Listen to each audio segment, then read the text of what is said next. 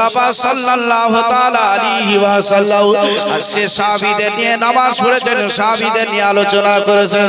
আমার বাপজিরা, আমার মায়েরা শোনো, নবী মুস্তাফা দাঁড়ায় সাহাবীদের সম্মুখে আলোচনা করতে লাগলেন। ও সাহাবীরা রে, আমি নবী মুস্তাফা বলতে আছি, তোমরা সরো সরো। সাহাবীরা চুপচাপ বসে বসে শ্রবণ করতে আরম্ভ করলেন। সাহাবীরা নবী মুস্তাফার কথাটা শুনতে আরম্ভ করলেন। আমার নবী মুস্তাফা সাল্লাল্লাহু আলাইহি ওয়াসাল্লাম ওই জায়গায় বলতে বলতে একটা সময় চলে এসেছিল। আমার নবী মুস্তাফা তাদের ছুটে দিয়ে দিল। আবার নবী মুস্তাফা আবার পুনরায় নামাজের টাইমে নামাজটা আদায় করেছিলেন সাহাবীদের নিয়ে। আবার নবী মুস্তাফা সাল্লাল্লাহু তাআলা আলাইহি ওয়াসাল্লাম দেখেন নামাজটা পড়াই গো, নামাজটা পড়ায় কত সাহাবীরা আসার পরে আমার নবী মুস্তাফার পিছনে নামাজটা আদায় করে যায়। আপনি কোন সাহাবীরে নামাজটা ছাড়ে নাই, নবী মুস্তাফা জামাত ছাড়ে নাই, নবী মুস্তাফার পিছনে নামাজটা পড়বার জন্য তারা অনেকক্ষণ থেকে ইন্তজার করতে আসে। নবী মুস্তাফা আসার পরে তাদেরকে নিয়ে নামাজটাকে আদায় করে নিল। আপনি ভাইরা এভাবে কয়েকদিন নামাজটা চললো, কিন্তু একজন সাহাবীর দিকে একটু ফলো করো আমার বাসে।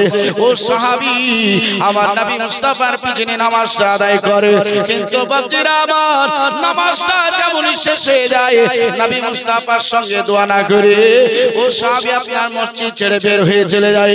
এইভাবে বাজি কয়েকজন সাহাবীরা দেখলো, ও সাহাবীরা আপনার নিজের মধ্যে গুণগান করতে লাগলো, আমরা নবী মুস্তাফার পিছনে নামাজটা পড়ি, আমরা নবী মুস্তাফাকে ইক্তেদা করি, আমরা নবী মুস্তাফার সঙ্গে হাতটা তুলে দোয়া করে। ই আবার কেমন হলো রে, ই আপনার নবীর সঙ্গে দোয়া না করে ই আপনার সোজা মসজিদ ছেড়ে চলে যায়। এর ব্যাপারটা কি একটু জানার বিষয় রয়েছে। জোরে বলো।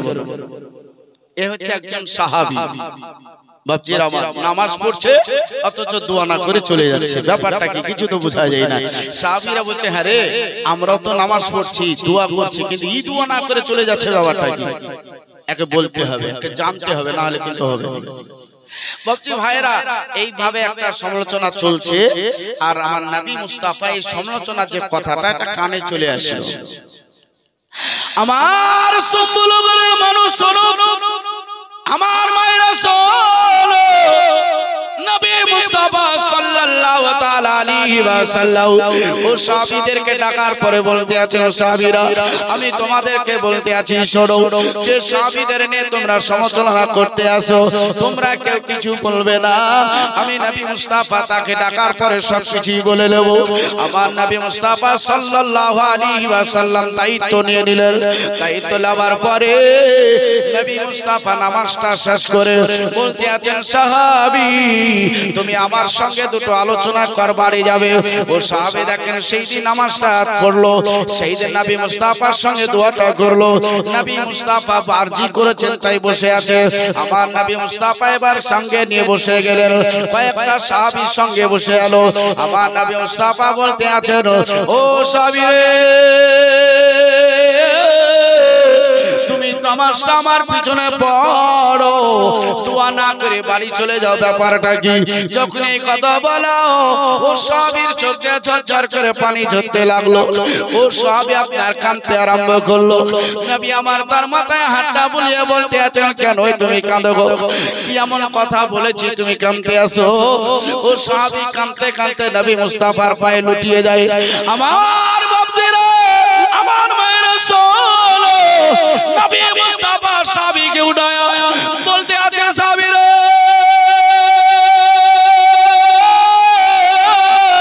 কিসের জন্য তুমি চোখের পানি জড়ায়া কাঁদো? আমি নবী মুস্তাফা জানতে চাই, বলো। ও সাহাবী বলতে আছেন, ইয়া রাসূলুল্লাহ, আমি হচ্ছে সব চাইতে অভাবী নবী, ও আমি এত অসহায়, আমার বাড়িতে টাকা নাই পয়সা নাই আমার বাড়িতে কিছু না ইয়া রাসূলুল্লাহ আমি আমার জীবনে একটা কর্ম কাজ করি কাজটাকে আপনার সম্মুখে বলতে আছে এবার শোনো আমার নবী মুস্তাফার সম্মুখে বলতে আছে কয়েকজন সাহাবীরা বসে রে ওই সাহাবীর কথাটা শুনতে আসি সাহাবী বলতে আছেন ইয়া রাসূলুল্লাহ ফজরের নামাজটা আপনার পিছনে পড়ি পড়ার সঙ্গে সঙ্গে আমি মসজিদ ছেড়ে জঙ্গলের দিকে চলে যাই সারা দিন লকড়িটা কাটি ইয়া রাসূলুল্লাহ যেহেতু পেট আছে পেটের পূজা করতে হবে নবী গো আমি জঙ্গলে থাকতে থাকতে জোহরের আযানটা আমার কানে পৌঁছায় আমি জোহরের আযান যখন শুনতে পাই ওই লকড়িগুলা বোঝা হয় না রেখে দিয়ে আপনার পিছনে নামাজ পড়তে চলে আসি নামাজটা পড়ার পরে আবার দোয়া না করে লকড়িগুলা তাড়াতাড়ি গুছিয়ে নিয়ে আমি আবার বাজারের দিকে বিক্রি করার জন্য চলে যাই বাজারে বিক্রি করতে করতে যদি আসরের টাইম হয় লকড়িগুলা বিক্রি হয় না আমি তাড়াতাড়ি আপনার পিছনে নামাজ পড়ার জন্য চলে আসি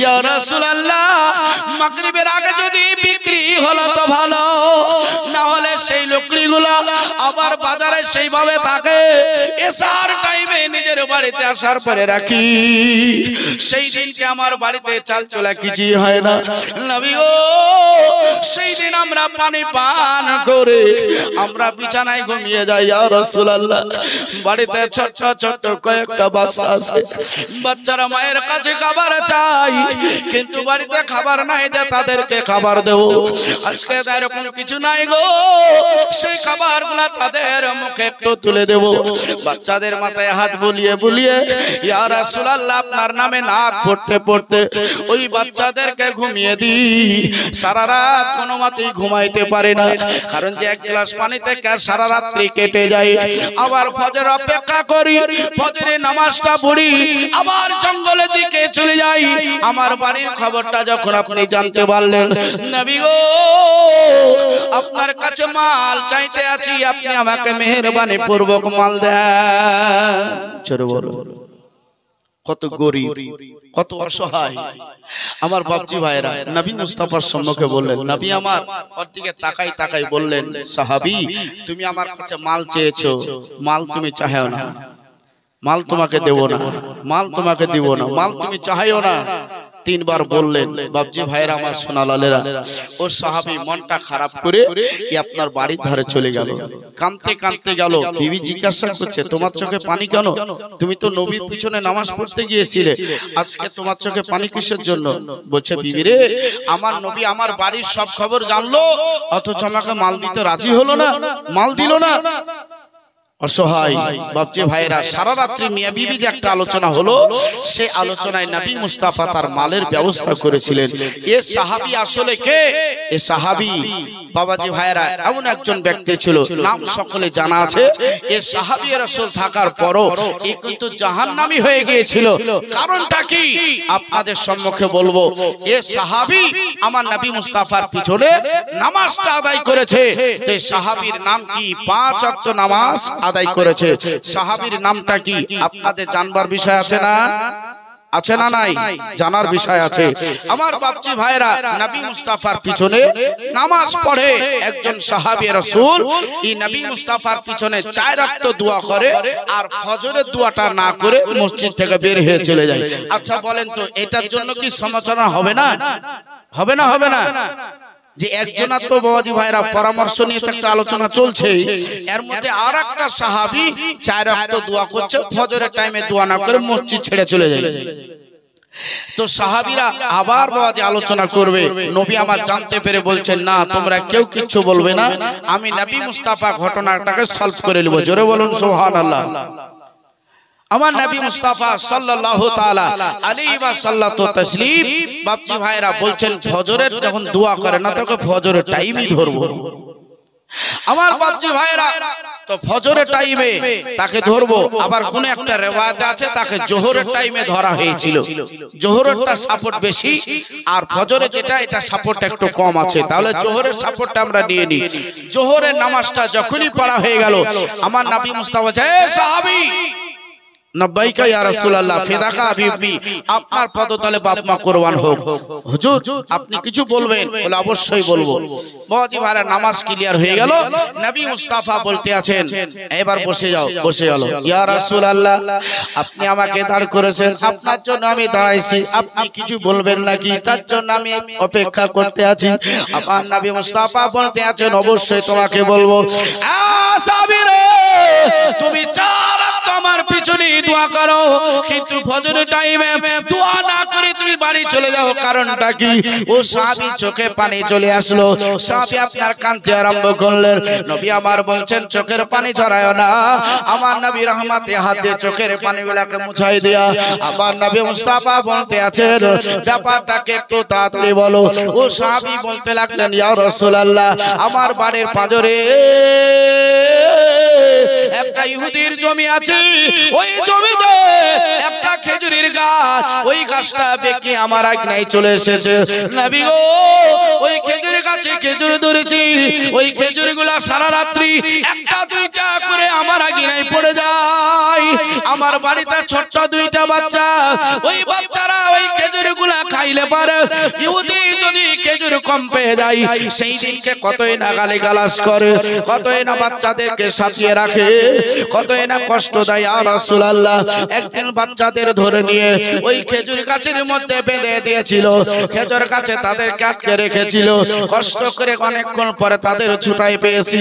ইয়া রাসূলুল্লাহ নবী গো ওই বাচ্চারা এই রকম ভাবে খায় এবং কি আপনার নামটা ধরে ধরে গালি দেয়। ইয়া রাসূলুল্লাহ আপনাকে গালি দেবে, এটা কেমন করে সহ্য হবে? আমার বিবিকে গালি দিচ্ছিল, বাচ্চাদের সাথেই ছিল, আমাকে গালি দিচ্ছিল, তাতে কোনো রাগ হয় নাই, কিন্তু আপনার নাম ধরে কেউ যদি গালি দেয় আমি সাহাবী এটা সহ্য করতে পারি না। তাই ফজরের নামাজটা পড়ি আর দোয়া না করে তাড়াতাড়ি চলে যাই। বাচ্চাদের আগে আমি ঘরের ভিতরে পৌঁছে গিয়ে ওই খেজুরগুলা গুছিয়ে ইহুদির জন্য আমি একটা জায়গায় রেডি করে রাখি। ইহুদি আসার পরে আমার কাছ থেকে খেজুর গুছিয়ে নিয়ে চলে যায়। ইয়া রাসূলুল্লাহ তার জন্য আমি ফজরের টাইমে দোয়া করতে পারি না। যখন আপনি শুনে নিলেন যাতে আপনার পিছনে আমি দোয়া করতে পারি তার ব্যবস্থাটা আপনি একটু করে দেন। নবী আমার বলছেন ব্যবস্থাটা অবশ্যই করব। যদি সম্ভব আকারের মানুষ মাদ্রাসার জন্য ব্যবস্থা করে তো আমি নবী মুস্তাফা অবশ্যই তোমাদের সলসলকে দূর করে দেব, চিন্তা নাই। যে সমস্যা আছে সমস্যাটাও দূর হয়ে যাবে। ও বাপজি ভাইরা আমার সোনা লালেরা, যে মাদ্রাসাতে 30 পারা কোরআন পড়া হচ্ছে, কোরআন সম্পর্কে আজ কবি বলতে আছেন কোরআন এলো নবীর পারে খোদার সেরা দান। মাইক वाला কারচুপি করেছে বাপজি ভাইরা, ও যেমন তাই করে কও আমাদের খেলাব নাই। কোরআন এলো নবীর পারে খোদার সেরা দান, মাথায় তুলে রাখো তা, মাথায় তুলে রাখো তা, খোদার পবিত্র কোরআন এলো নবীর পারে খোদার সেরা দান। কোরআন খোলো ওযু করে কিবলা মুখে বসে, কোরআন খোলো ওযু করে কিবলা মুখে বসে, কোরআন পড়লে গুনাহ যারে, কোরআন পড়লে গুনাহ যারে, পানির মাথা ঝরে। কোরআন এলো নবীর পারে খোদার সেরা দান। এই কোরআন কত পারা আপনারা একটু চিৎকার দিয়ে বলো। কত পারা কোরআন? 30 পারা কোরআন। তাহলে 30 পারা কোরআনের মহব্বত ভালোবাসা অবশ্যই রাখার জন্য আমি 5 জন ব্যক্তিকে প্রথম ডাকবো এই মাদ্রাসার জন্য। বাপজি ভাইয়েরা 5000 টাকা করে কোরআন শরীফের ভালোবাসা অবশ্যই রাখবেন। আর সাহাবী দুটোর ঘটনা আপনাদের সম্মুখে ক্লিয়ার হবে। সাহাবীদের নামটা কি, আসলে সাহাবীরা কে ছিল, এই মর্মান্তিক ঘটনা আপনাদের সম্মুখে হাজির হয়ে যাবে। যোগ্য বাপের যোগ্য সন্তানাদি আপনারা এখানে অবশ্যই আছেন। বাপজি ভাইরা মাদ্রাসাকে টিকাবার জন্য, মাদ্রাসাকে আগে বাড়াবার জন্য আজ নিজের ইনকাম থেকে মাদ্রাসাকে 5000 টাকা দিবেন। আপনার মা মারা গিয়েছে, বাপ মারা গিয়েছে, স্বামী মারা গিয়েছে, তাদের নামে আপনারা দিবেন। এইরকম কোন ব্যক্তি আছেন সর্বপ্রথমে হাত উঠিয়ে বলেন 5000 টাকা কে দিবেন? 5,000 যদি কম হয়ে যায় তাহলে 10,000 টাকা চাইবো জি। 5,000 টাকা কি কম হয়ে গেছে? তাহলে 10,000 টাকা করে দিতে হবে বাপ। একজন ব্যক্তি হাত উঠে বলেন 5,000 টাকা কে দিবেন? এবং মহিলারা আপনারা অনেকে আছেন, আপনারা আমাকে দেখতে পাচ্ছেন, আমি কিন্তু দেখতে পাচ্ছি না। তাহলে নবীর ঘর মাদ্রাসায় মেয়ে ছেলে দান করবে, দান করা যায়। মেয়ে ছেলে জালসা শুনতে আসবে, জালসা শোনা যায়। মেয়ে ছেলের আসার পরে সোনা চাঁদি টাকা পয়সা দান করবে, দান করা যায়। তা আমি মায়েদেরকে বলবো, আপন স্বামীর নামে বা মা বাপ মারা গেছে তাদের নামে, সন্তানাদি মারা গেছে তাদের নামে ইনশাআল্লাহ 5,000 টাকা কোন মহিলা আছেন একটু মেহেরবানি আপনার নামটা পাঠিয়ে দিন। নগদ যেটা আছে নগদ দিয়ে দিবেন, বাকিটা বাকি খাতায় লিখিয়ে দিবেন। নাই বাবাজি ভাইরা 5,000 টাকা।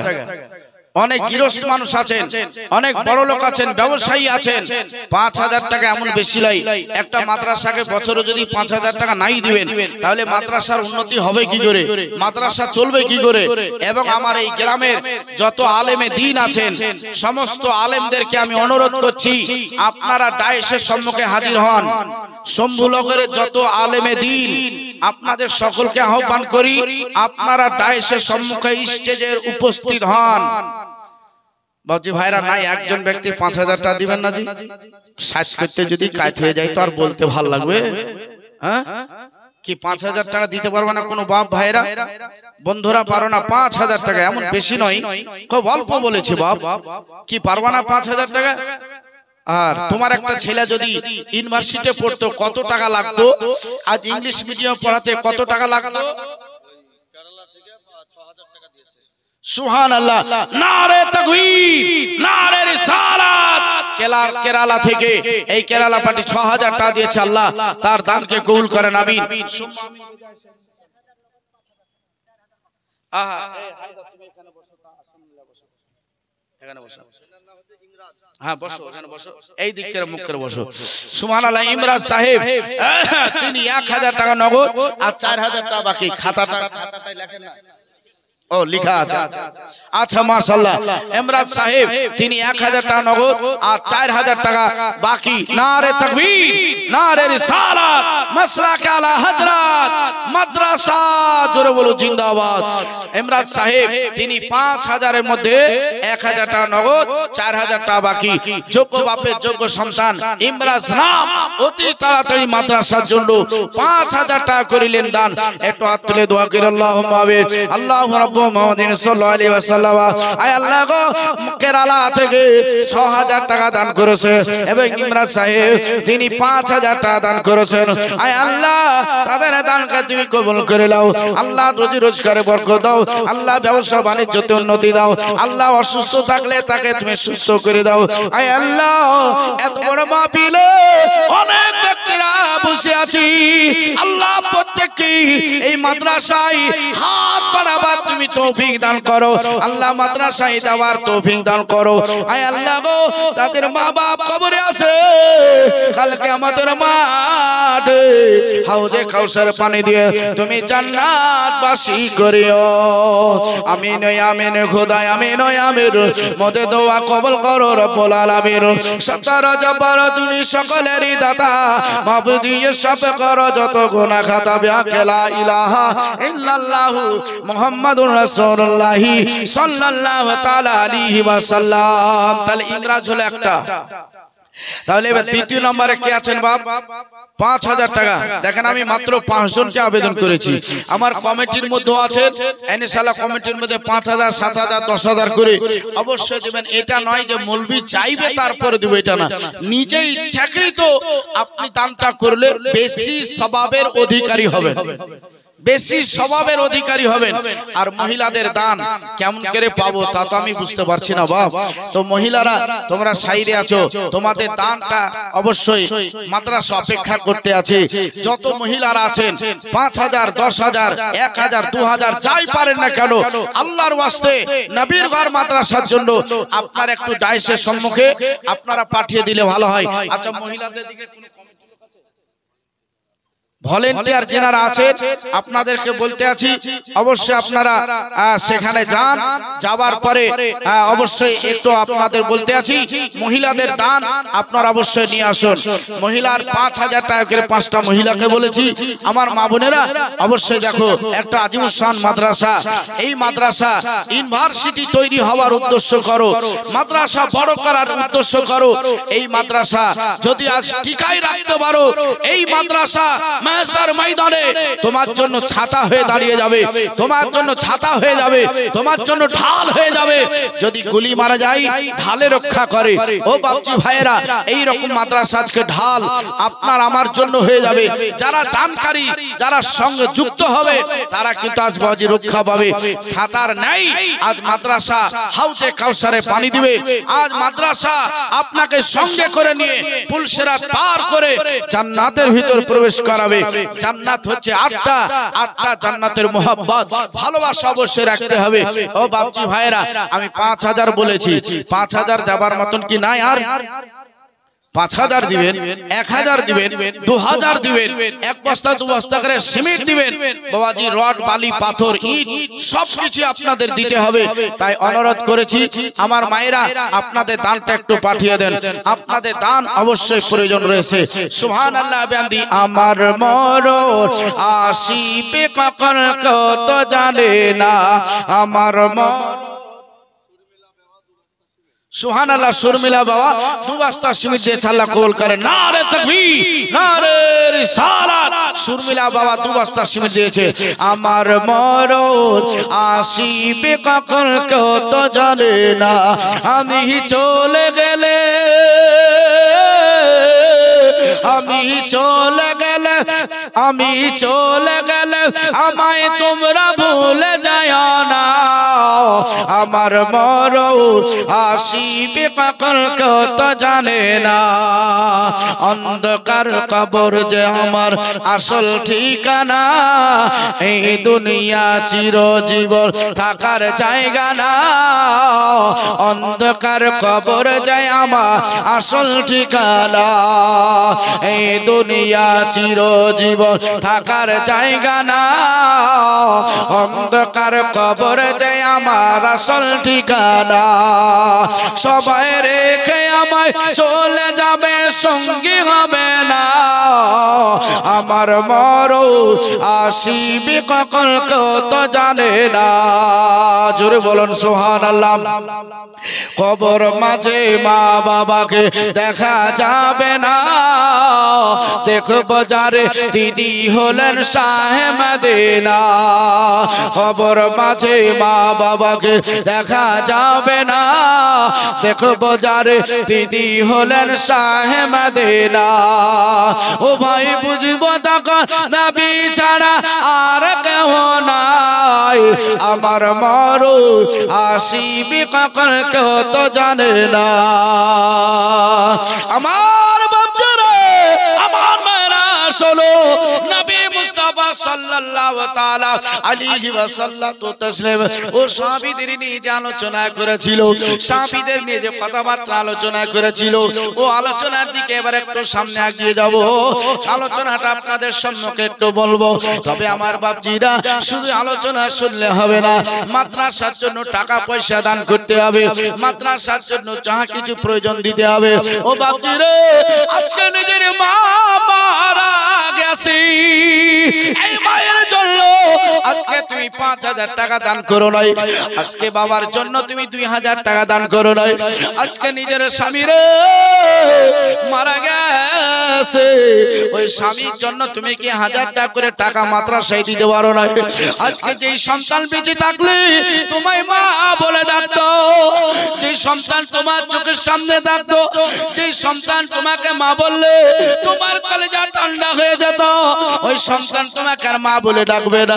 অন্ধকার কবরে আজকে ওই সন্তানের জন্য কি তুমি পারো না? ওই সন্তান বেঁচে থাকলে আর মাদ্রাসায় পড়িয়ে তাকে একটা আলেম বানাইতে গো। বাচ্চা বেঁচে থাকলে তাকে আজকে হাফেজে কোরআন তুমি বানাইতে।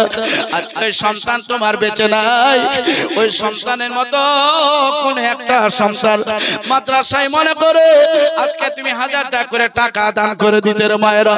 আজকে আরো কিছু তোমরা দান করে দিতে, আজকে তোমাদের দানের অপেক্ষা করতে আসি। ও জননী একটু তাড়াতাড়ি করে মাদ্রাসার জন্য তোমরা পাঠিয়ে দাও। আমার বাপজি ভাইয়েরা আপনাদের কাছে 5000 বলেছি, 5000 দেবেন। 2000 পারলে 2000 দেবেন, 1000 পারলে 1000 দেবেন। ও বাপজি ভাইয়েরা আরো বেশি যদি পারা যায় অবশ্যই দেব।